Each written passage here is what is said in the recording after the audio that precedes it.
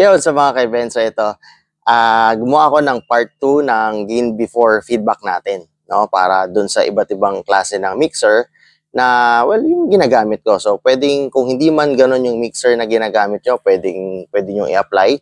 Try nyo kung alin dun ang mag-work. Kung alin dun ang gagana, kung alin dun kung saan kayo magiging komportable, at least makatulong sa inyo. Kasi, so, syempre, alam naman natin, sobrang dami ng brand ng mixer na mabibili ngayon, no? Regardless kung yan ay mamahalin or sapat lang, kasi yun lang yung kaya natin. Kasi nga, for basic lang naman, syempre, no? So, once again, lilinawin ko lang, no? Ito ay, hindi ko sinasabing mawawala ang feedback. Meron pa rin to, pero at least may iwasan natin from the very beginning, from the start, kung wala ka pang mga external processor. Okay? So, may mga kinumpile akong video ngayon, ipapapanood ko na lang dito, no, dun sa iba't ibang klase ng mixer na nagamit ko para sa gain before feedback. Ayun, so ito na siya.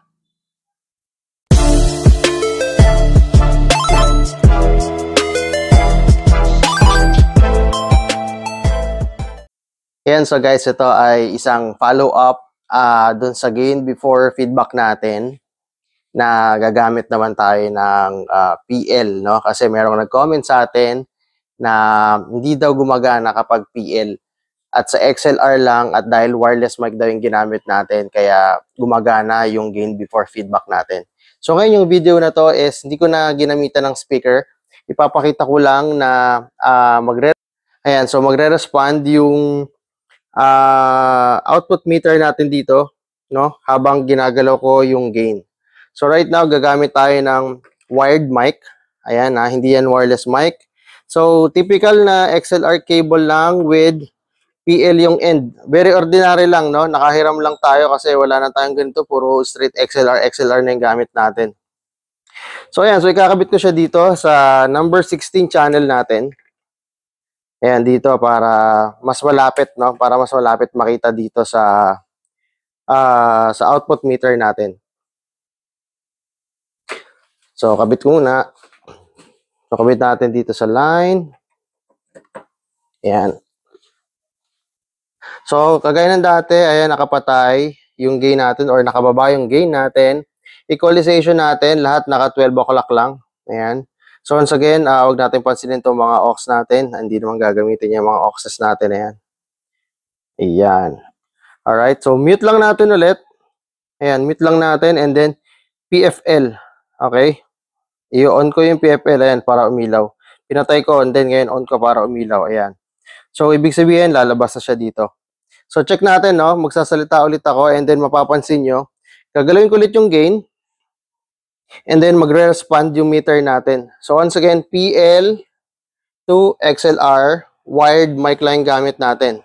Alright, kasi wala namang PL to PL, wala pa ako nakitang PL to PL na mic. So, XLR talaga siya, and then PL yung dulo. Alright, so walang switch yung mic natin. Alright, SM58 to, sure SM58, so walang switch yan, wala kayo makitang switch, ikot natin. Ayan, so wala siyang switch.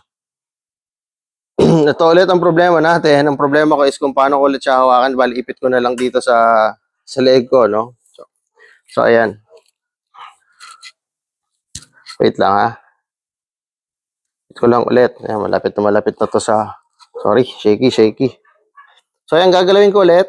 Paki-check, paki-notice yung output meter natin. Magre-respond yan kung paano ako magsalita or based sa pagsasalita ko. Check.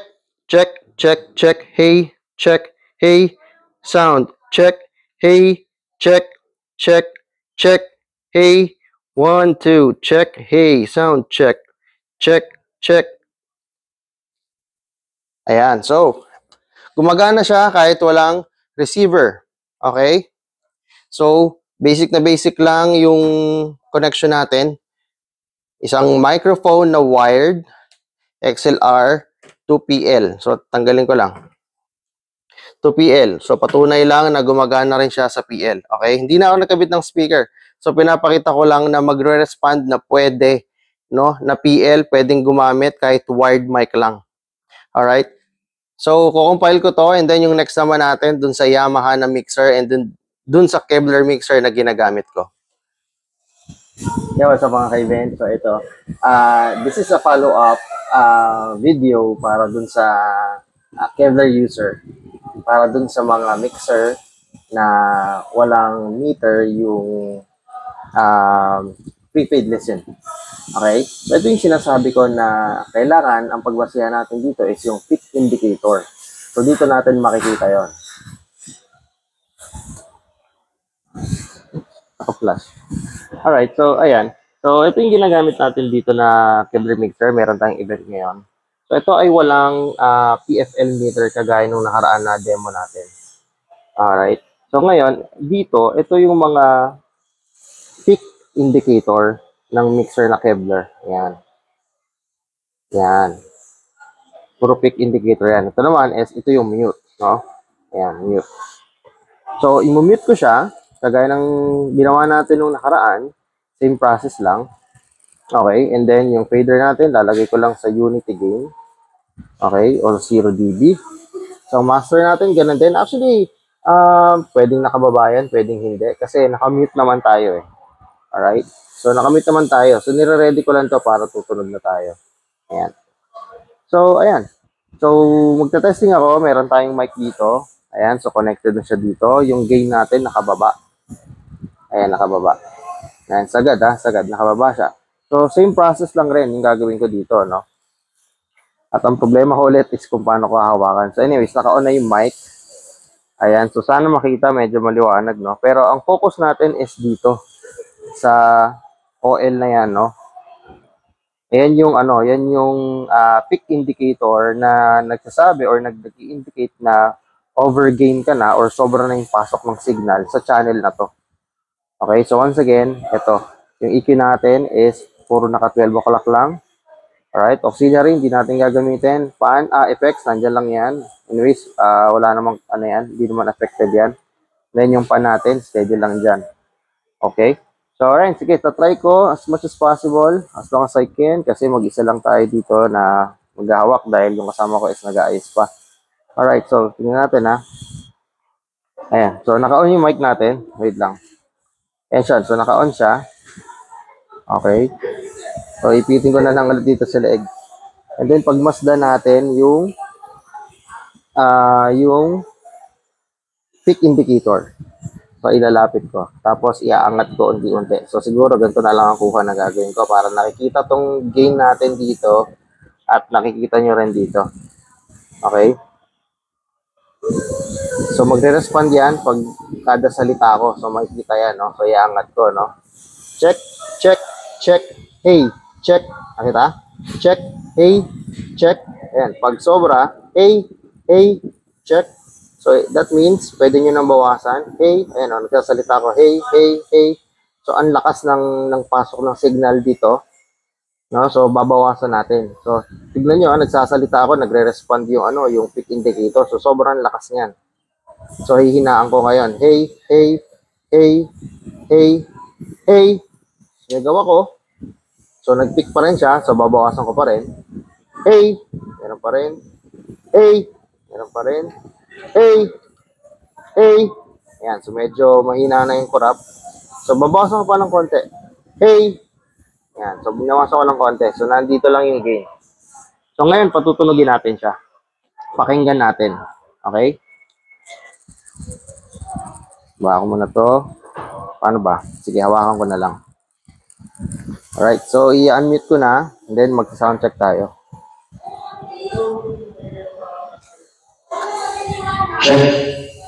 Sobrang lakas. So, dahil narinig nyo sobrang lakas, pwede ko pa siyang bawasan. Pwede pang bawasan yung gain natin. So, safe na yan. Ayan. Check. Alright. So, konting bawas pa. Safe na tayo. Ayan. Check 1, 2. Hey, sound check. 1, 2. Check. Hey, 1, 2. Check. Check.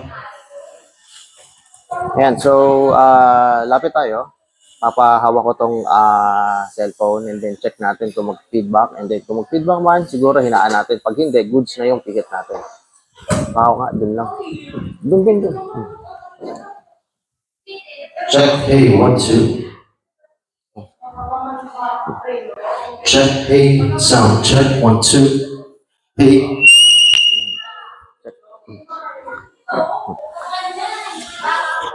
Alright, so dahil nag-feedback siya, sobrang lakas, hihinaan naman natin sa gain, no? Bawasan pa natin sa gain. Check, hey, 1, 2. Sound check, hey. Check. Check, 1, 2.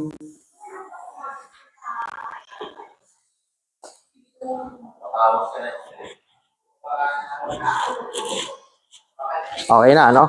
So, nakita nyo, pwede na, kahit ganito kalapit, okay na. Sa kabila naman.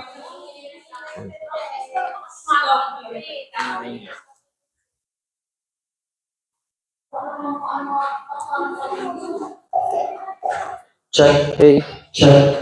Sound check, hey. 2.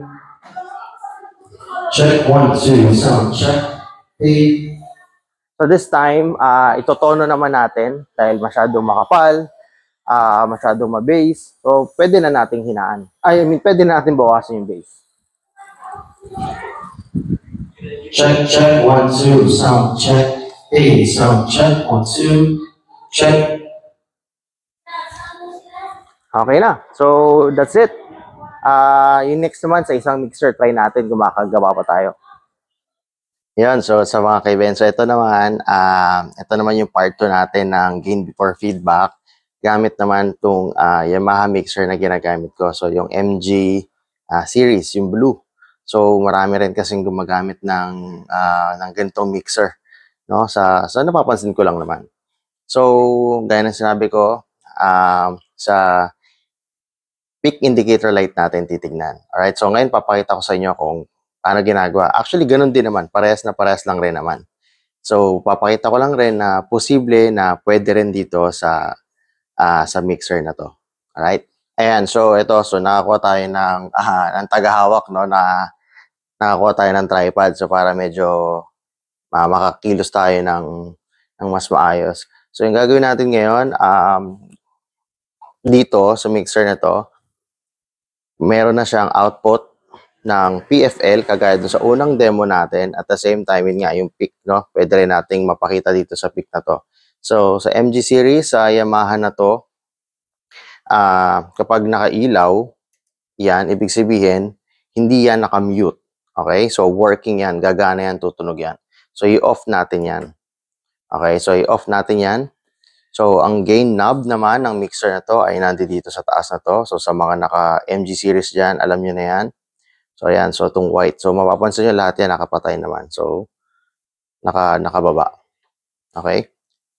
So, gagamit ulit tayo. Ito na lang gagamitin natin. Isang wired microphone. No? Yung typical lang. PL yung gagamitin natin. Ito, PL connector lang. XLR to PL dito sa mic natin. Ayan. So, kabit ko lang. Ayan. So, lagay ko dito. Ayan. So, and then mag-start na tayo magsalita. So, naka-unmute.